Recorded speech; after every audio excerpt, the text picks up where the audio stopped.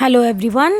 So this is your English teacher Anuradha Dubey with chapter number 3 from class 11th textbook reader Hornbill. The name of the chapter is Discovering Tut. The saga continues and it is written by A.R. Williams. The chapter is about the discovery of a famous Egyptian mummy, King Tut or Tutankhamun. Tutankhamun एक teenager था जब उसकी death हुई। वो Egypt की एक powerful family का last inheritor था, जिस फैमिली ने सेंचुरीज तक इजिप्ट में शासन किया था। सैकड़ों सालों पहले उसकी डेथ हुई और उसे ढेर सारे गोल्ड के साथ दफना दिया गया और लोग उसके बारे में भूल गए। But in 1922 his mummy was found out. It was discovered and the modern world had a lot of speculations about him. People were thinking about the death of a young ruler कि आखिर उसकी death कैसी हुई होगी, and they were thinking that maybe उसका murder हुआ हो। अब 80 सालों के बाद जब तक ये चैप्टर लिखा गया है, आज किंग टट का एक सीटी स्कैन होना है और इस सीटी स्कैन का उद्देश्य जो है उसके बारे में उन मिस्ट्रीज़ को जानना है जो बहुत सालों से लोगों को अपनी ओर अट्रैक्ट करती रही हैं। The secrets of his life end of his death. An angry wind stirred up ghostly dust devils as King Tut was taken from his resting place in the ancient Egyptian cemetery known as the Valley of the Kings. जिस जगह पर ये symmetry बनी हुई है ancient Egypt की, उसे death की वैली या फिर वैली ऑफ द किंग्स कहते हैं, जहाँ बहुत सारे रॉयल मेंबर्स की ममीज़ रखी हुई हैं। तो आज जब 5 जनवरी 2005 को शाम के 6 बजे यहाँ पर अंधेरा है, रेतीली हवाएं चल रही हैं और वर्ल्ड की सबसे फेमस ममी जिसको 3300 साल पहले दफना दिया गया था, उसे आज सीटी स्कैन के लिए ले जाया जाना है, जिससे people should come to know the medical mysteries related to this young ruler or the pharaoh that is popularly known in Egypt, और लोग उसके बारे में जान सकें। तो जब ये होना था तो एक बहुत ही लंबी लाइन टूरिस्ट की, जो कि वर्ल्ड के डिफरेंट पार्ट से यहाँ पर आए थे और इकट्ठे हुए थे। किंग टट की टोम के बाहर वो इकट्ठे हो गए थे। Actually they wanted to pay their respect to the very first mummy that was found out and it was evident about the rich Egyptian culture. लोग भौचक्के होके उसकी बरियल चैम्बर में वॉल्स पर बने हुए म्यूरल्स को देख रहे थे, किंग टट के गिल्डेड फेस को देख रहे थे जिस पर गोल्ड का एक मास्क था, जो कि उसकी कॉफिन थी। उसका सबसे स्टार्कलिंग फीचर जो था वो उसका ढक्कन था जो कि गोल्ड का बना हुआ था। कुछ विजिटर्स जो थे वहाँ किंग टट के बरियल चैम्बर में रखे हुए गाइड बुक को विस्पर्स में पढ़ रहे थे, कुछ बिल्कुल शांत खड़े हुए थे और कुछ उस मिस्ट्रीज़ को सोच रहे थे जिसकी वजह से इस महान राजा की डेथ जो है उसके टीन एज में ही हो गई थी। कुछ लोग डर से कांप रहे थे because they were apprehensive about the prediction जो कि उस गाइड बुक में लिखा हुआ था, that whosoever is going to disturb this mummy from its resting place will have to suffer the misfortune. तो ये जो भविष्यवाणी उसमें लिखी हुई है, कुछ लोग उससे डरे हुए थे और सोच रहे थे कि क्या ये सच है। जो जाही हवास हैं जो कि सीटी स्कैन कराने के लिए इस मम्मी के लिए इंचार्ज बने हुए हैं, उन्होंने कमेंट किया कि इस मम्मी जो है वो बहुत ही बुरी कंडीशन के में है, उस वजह से जो उसके साथ तब हुआ जब 1920s में कार्टर ने इसको ढूंढ निकाला था। फर्स्ट टाइम किंग टट की मम्मी को 1922 में हावर्ड कार्टर ने डिस्कवर किया था और ये हावर्ड कार्टर एक ब्रिटिश आर्कियोलॉजिस्ट थे और मम्मी का जो अंदर का सामान है वो भी बहुत ज़्यादा अस्त व्यस्त है, बहुत ही ज़्यादा बिखरा हुआ है, लेकिन सरप्राइजिंगली कंप्लीट है। इतने साल होने के बावजूद भी सारा सामान जैसे का तैसा ही सुरक्षित है। और ये अब तक का पाया जाने वाला सबसे बड़ा रॉयल कलेक्शन है। लोग हैरान होते हैं ये जान के कि कितना सारा खजाना किंग टट की बॉडी के साथ पाया गया है। And it has become part of this pharaoh's legend. Pharaoh Egypt के राजा को कहते थे। Stunning artifacts in gold and the eternal brilliance, इतने ज़्यादा जो सोने के आभूषण थे और वो उनकी जो डिज़ाइंस थे वो इतने ज़्यादा आकर्षक थे कि आज भी लोग चाहते हैं कि उनका रिसरेक्शन हो जाए, उनको दोबारा से बना लिया जाए। इसके साथ ही बहुत सारा खजाना भी था, बहुत सारी चीज़ें भी थे जिनके साथ किंग टट को दफनाया गया था। वो चीज़ें जिनकी उसको शायद अपने आफ्टर लाइफ में ज़रूरत पड़ती according to the popular beliefs of the Egypt, जैसे कि बोर्ड गेम्स हैं, ब्रॉन्ज रेजर है, अंडर गारमेंट्स हैं, cases of food and wine है। ये सारी चीज़ों के साथ उसे दफनाया गया था। महीनों तक कार्टर ने अपनी टीम के साथ फ़राओ के फ्यूनररी ट्रेजर को इन्वेस्टिगेट किया जो उसके साथ पाया गया था। उस सारे खजाने को उसने इन्वेस्टिगेट किया और उसके बाद वो 3 नेस्टेड कॉफिन को देखा। वो कॉफिन जो था वो 3 लेयर में बना हुआ था। जो सबसे पहला लेयर था उसमें एक श्राउड था जिस पर विलो और ऑलिव के लीव्स लगे हुए थे, वाइल्ड सेलरी लगे हुए थे, लोटस के पेटल्स थे, कॉर्न फ्लावर्स थे।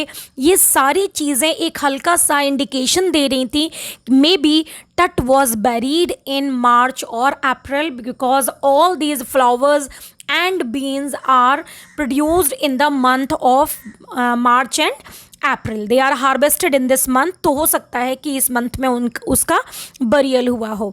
ये जो रिचुअल डिज़ाइन जो था जिससे एक तरीके का केमिकल मिक्सचर होता है जिसको पट्टियों में लपेट के बॉडी को प्रिजर्व करने के लिए रख दिया जाता है ताकि ममीज़ हज़ारों हज़ारों सालों तक उनकी बॉडी जो है वो डिकम्पोज नहीं होती है।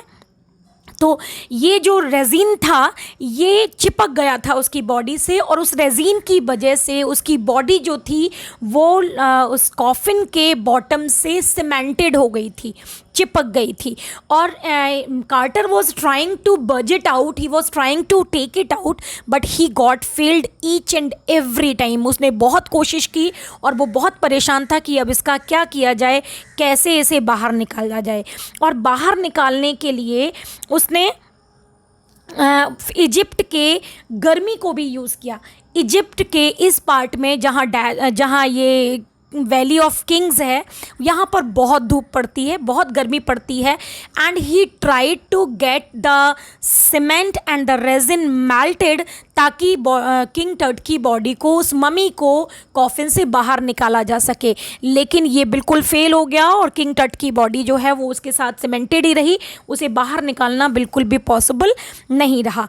अब क्या किया जाए, क्योंकि किंग के बॉडी को बाहर निकालना बहुत ज़रूरी है, तो क्यों ना इसकी बॉडी को चिज़ल करके निकाला जाए, ऐसा कार्टर ने सोचा। चिज़ल करने का मतलब है कि छेनी और हथौड़े से उसको काट के उस पेस्ट को सीमेंट की तरह अगर बाहर निकाल दिया जाएगा, उस रेजिन को बाहर निकाल दिया जाएगा तो may be the limbs of mummy can be separated from the bottom of the coffin. और इसके अलावा कार्टर के पास कोई चॉइस भी नहीं थी। चॉइस क्यों नहीं थी? क्योंकि जितना खजाना पाया गया था किंग टट की मम्मी के साथ और जिसके बारे में लगभग पूरी दुनिया को पता चल चुका था that a wealthy royal collection has been discovered along with the mummy of king Tut, ये सबको पता होने के बाद अगर अब उसको इस कंडीशन में छोड़ दिया जाता है तो कोई भी चोर आके गार्ड्स पे अटैक करके उस खजाने को लूट के ले जाएंगे।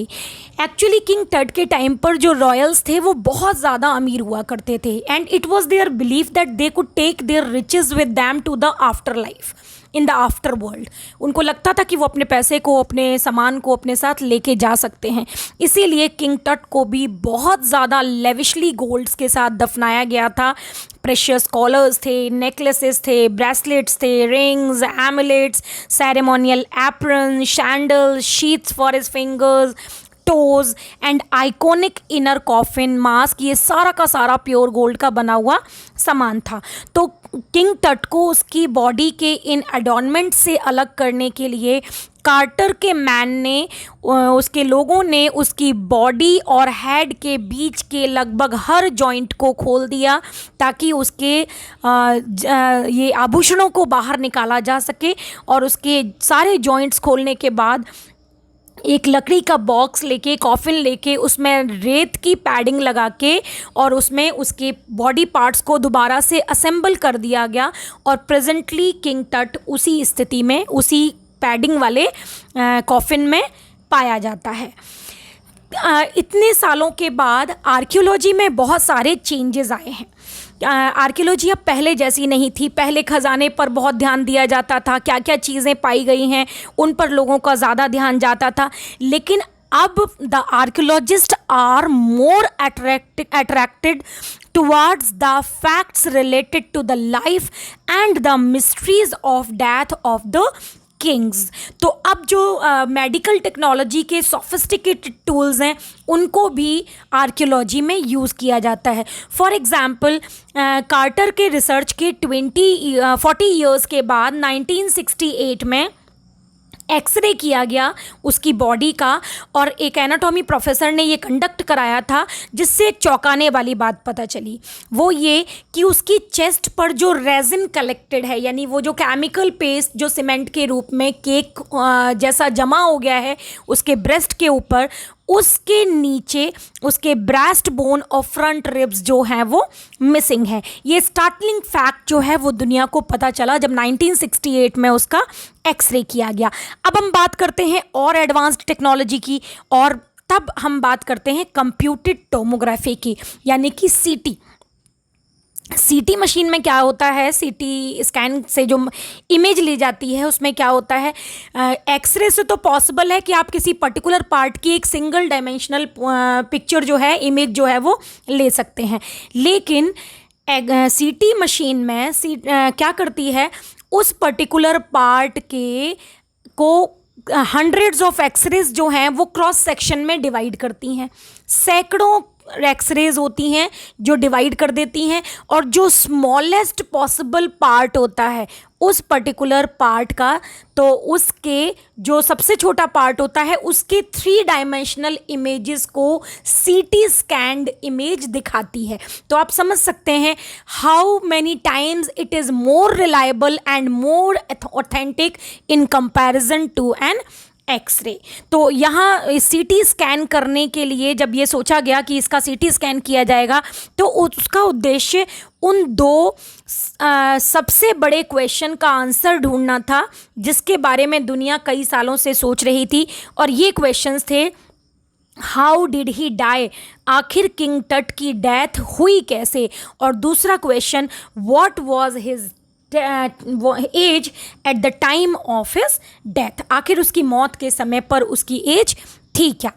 किंग टट की जो डिमाइज़ है, उसका जो डेथ है, वो रॉयल स्टैंडर्ड से भी एक बहुत बड़ी घटना है, क्योंकि वो अपनी फैमिली लाइन में लास्ट था, यानी उसके साथ एक पूरे वंश का अंत होता है। तो इस वजह से भी उसकी डेथ के बारे में, उसकी फैमिली लाइन के एंड के बारे में ऑथेंटिकली जानना बहुत ही ज़रूरी है। और यहाँ तो कुछ भी क्लियर नहीं है। इसके बाद ऑथर जो है वो उसकी फैमिली हिस्ट्री को एक आइडिया आपको देता है और बताता है किंग टट के ग्रैंडफादर जो थे, जिनका नाम एमेनहोटेप III था, he was a powerful pharaoh. He ruled almost for 4 decades and it was the golden period of Egypt in 18 dynasty. तो ये उनके समय, ये जो उनका समय था वो सबसे अच्छा समय था इजिप्ट का, जिसे गोल्डन पीरियड भी कहा जाता है। इनके बाद एमेनहोटेप IV ने उनको सक्सीड किया। एमेनहोटेप IV वहाँ का राजा बना, और इसके साथ ही इजिप्ट की हिस्ट्री में एक बहुत ही अजीब सा समय जो था वो शुरू हो गया। ये जो नया फ़राओ था, ही प्रमोटेड द वर्शिप ऑफ अथेन। अथेन जो होता है वो सन गॉड होता है, क्योंकि एंशियंट इजिप्ट में सन गॉड और मून गॉड को मानने वाले फॉलोअर्स थे। तो इस राजा ने क्या किया, इसने अथेन यानी कि सन की पूजा को प्रमोट किया। अपना खुद का नाम उसने चेंज करके अखिनातेन कर दिया, जिसका मतलब था सर्वेंट ऑफ द अथेन। और इसने अपनी रिलीजियस कैपिटल को भी थीव्स से निकाल के अखितातेन पे शिफ्ट किया, जिसे प्रेजेंट टाइम में हम एमरना के नाम से जानते हैं। वो यही नहीं रुका, उसने आमून के टेम्पल्स पर अटैक किए, जो कि उस समय एक दूसरा बहुत महान देवता माना जाता था। उसके मंदिरों को तोड़ा और उसकी मूर्तियों को तोड़ के मंदिरों को बंद कर दिया। रे जॉनसन, जो कि यूनिवर्सिटी ऑफ शिकागो के रिसर्च स्कॉलर थे, डायरेक्टर थे, उन्होंने कमेंट किया कि ये इजिप्ट की हिस्ट्री का एक बहुत ही भयानक समय था, जब एक बहुत बड़ी, बहुत ही फेमस और महान फैमिली जो थी, वो जिसने सदियों तक इजिप्ट पर शासन किया था, उसका अंत समय आ रहा था। और तब वहाँ का राजा अखिनाटेन जो था वो थोड़ा सा पागल हो गया था, थोड़ा सा सनकी हो गया था। खैर, इस अखिनाटेन के बाद एक नया रूलर आया जिसका नाम इसमेंखाखारे था। ये बहुत ही ये मिस्टीरियस था, क्योंकि इसके बारे में बहुत ज़्यादा रिकॉर्ड नहीं मिलते हैं। वो जैसे आया वैसे ही बहुत ही ब्रीफली, बिना किसी निशान अपने छोड़े, क्योंकि may be he has not done anything significant, तो उसके बारे में कुछ भी ऑथेंटिक मिलता नहीं है। तो वो कब आया कब गया पता नहीं चला। और उसके बाद एक बहुत ही यंग रूलर ने अंडरटेक किया, जो कि था तूतनखातीन, जिसे हम किंग टट के नाम से भी जानते हैं। ये जो राजा था, ये बड़ी कम एज पर राजा बन गया। इसने अपना नाम चेंज किया और तूतनखामुन कर लिया, जिसका मतलब था लिविंग इमेज ऑफ आमुन। यानी ये आमुन मून गॉड का फॉलोअर था, and he wanted to restore the olden ways in which the temples and images of Amun were there and he wanted restoration for them. तो इसने 9 सालों तक शासन किया और फिर बिना किसी कारण का पता चले इसकी डेथ हो गई। अब अगर इसकी डेथ के फेम और इसके फेट के बारे में छोड़ दिया जाए तो इसका कोई बहुत सिग्निफिकेंट नहीं है। He is no better than thousands of mummies that have been found in Egypt. बहुत सारी ममीज़ जो हैं वो बहुत सालों से रिसर्च से चल रहे हैं और ममीज़ जो हैं वो ढूंढी जाती रही हैं, और किंग टट की मम्मी उनमें से एक है। इसका सिग्निफिकेंट सिर्फ इतना है कि इस पर बार बार कई सारे इन्वेस्टिगेशंस हुए हैं, और ये पहली मम्मी थी जिस पर सीटी स्कैन किया जाए। तो मेटाफोरिकली अगर हम कहें तो he was king of his country, whether he was alive or now when he is no more and he is just a mummy। जब वो जिंदा था तब भी उसने अपने देश का प्रतिनिधित्व किया, और आज जब वो मर गया है, एक मम्मी है, तब भी सबसे पहले अपना सीटी स्कैन करवा के उसने अपने देश के मम्मीज़ को रिप्रेजेंट किया है। तो जब इसका सीटी मशीन जो लेके, इस सीटी मशीन ने क्या किया, इस मम्मी का हेड टू टो बहुत सारे पिक्सल्स में इसको बांटा गया। इसके बॉडी के 1700 डिजिटल एक्सरे इमेजेस लिए गए। उसके सिर से लेके पैर तक हर इंट्रिकेट स्ट्रक्चर को नोट किया गया और उनको रिकॉर्ड किया गया। किंग टट की बॉडी के एंटायर अध्ययन करने के लिए एक टीम बनाई गई थी, जिसमें रेडियोलॉजी के एक्सपर्ट थे, फॉरेंसिक्स के एक्सपर्ट्स थे और एनाटॉमी के एक्सपर्ट्स थे, और ये उन सारे रहस्यों का पता लगाना चाहते थे जो सैकड़ों सालों से इसकी मौत के साथ सुरक्षित हैं। तो आखिर वो रात आई जिस दिन उसका स्कैन होना था। कई सारे मज़दूर जो हैं वो किंग टट की उसको मम्मी को उसकी टूम से उठा के लेके गए जहां उसका सीटी स्कैन होना था। पॉल बियरर्स की तरह, यानी पालकी वालों की तरह, वो उसकी मम्मी को एक रैंप पर लेके गए और उसके बाद सीढ़ियों से लेके ऊपर चढ़े। उसके बाद एक हाइड्रोलिक लिफ्ट थी जिस पर कि स्कैनर लगा हुआ था और स्कैनिंग शुरू हुई।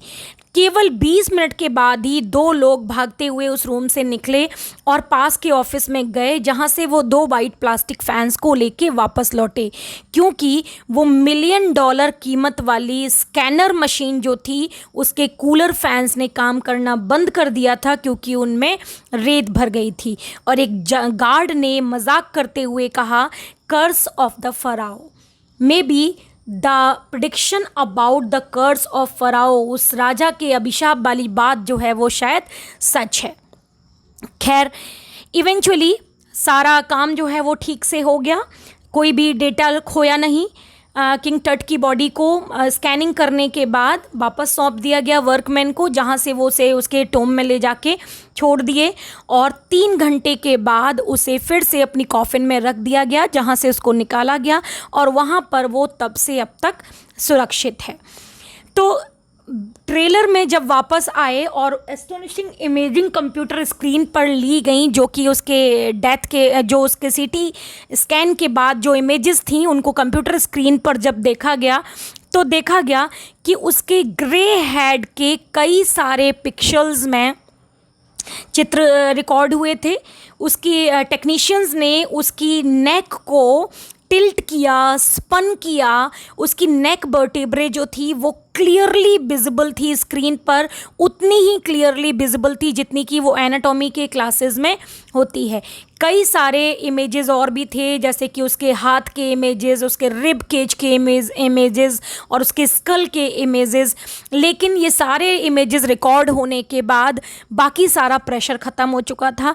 जाही हवास स्माइल करते हैं, रिलीव होते हैं और कहते हैं कि मैं कल पूरी रात नहीं सोया 1 सेकंड के लिए भी, और मैं इतना चिंतित था, लेकिन अब जब सारा काम आराम से हो गया है तो मैं सोचता हूँ कि मैं जा सकता हूँ और सो सकता हूँ। ये सारे इमेजेस जो हैं वो रिसरेक्शन के बाद बनाए हुए इमेजेस हैं, जो किंग टट की बॉडी को रिसरेक्ट किया गया, उसके इमेजेस को सीटी मशीन के बाद रिसरेक्ट किया गया, और ये इमेजेस जो हैं वो मिली हैं।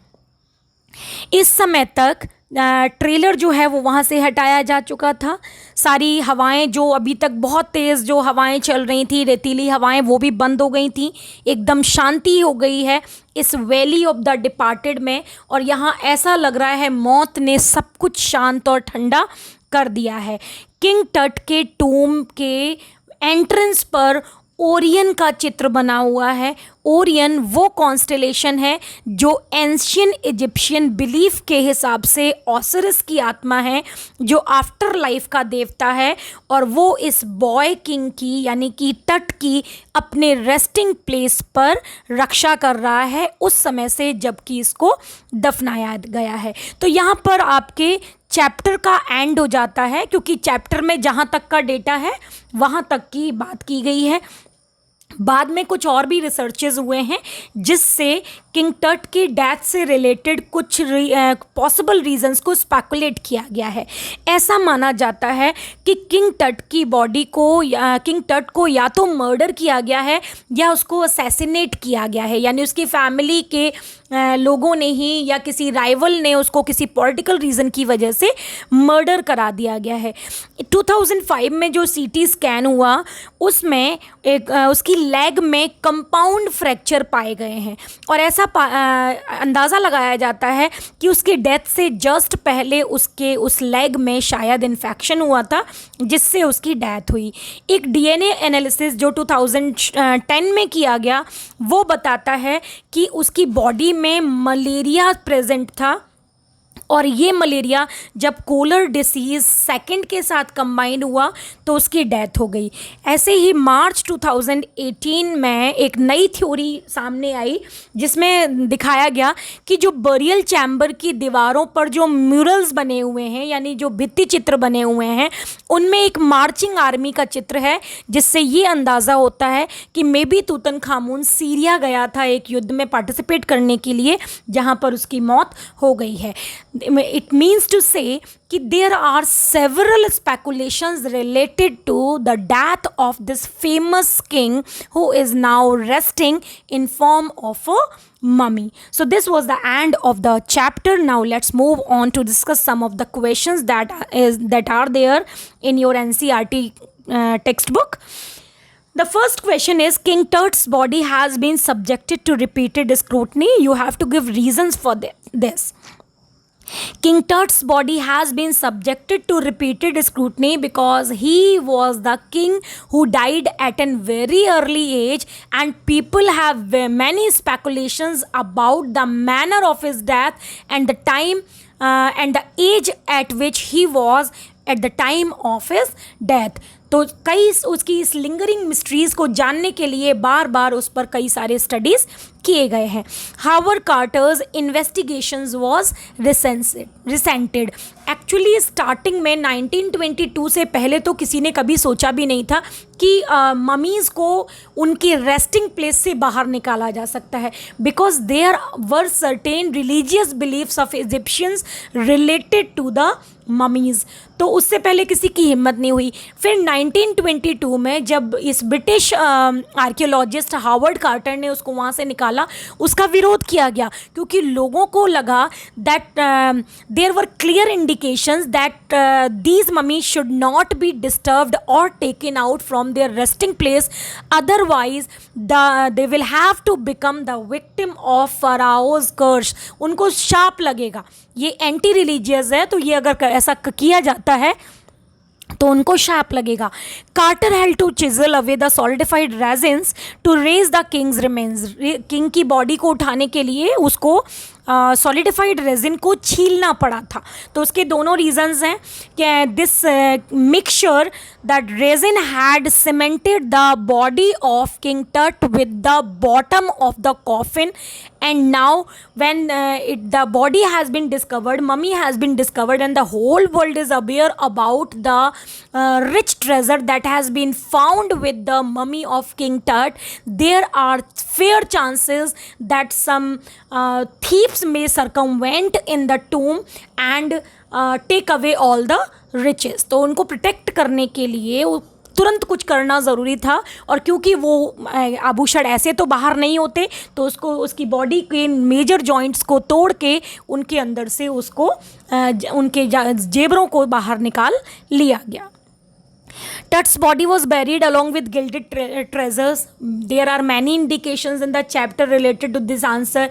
In Tut's time, the kings and royals were fabulously wealthy, पहली बात तो, and it was their belief that they could take their riches along with them. That's why King Tut was buried along with a lot of gold and other artifacts जिनकी ज़रूरत शायद उसको अपने after life में पड़ती, चाहे वो खाने की चीज़ें हों, चाहे वो बोर्ड गेम्स हों, रेजर हो या गारमेंट्स हों. The boy king changed his name from Tutankhaten to Tutankhamun. उसने अपना नाम तूतनखातेन से तूतनखामुन इसलिए किया, जिस तूतनखामुन का मतलब था the living image of Amun, और वो अपना नाम ये चेंज करके ही wanted to promote the worship of god Amun. He wanted the restoration of the old ways. जो पुराने ज़माने में वहाँ पर आमुन के मंदिर हुआ करते थे, देवता की मूर्तियाँ हुआ करती थी, वो चाहता था कि फिर से उनका रेस्टोरेशन हो जाए और आमुन की जो पूजा है वो फिर से वहाँ पॉपुलर हो जाए. List the deeds that led Ray Johnson to describe Akhenaten as वेकी.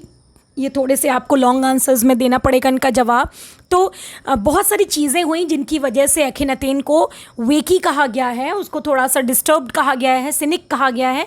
बहुत सारी चीज़ें उसने की. सबसे पहले उसने अपना नाम चेंज किया, अपनी रिलीजियस कैपिटल को कहाँ वो थीबीज़ में या अमरना में शिफ्ट किया.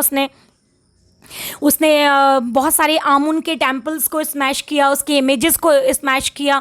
ठीक है, तो ये जो रिलीजियस बिलीफ पे अटैक करना था, it was indication that the entire dynasty was coming to an end. That's why the director Ray Johnson says that he had turned a little waky.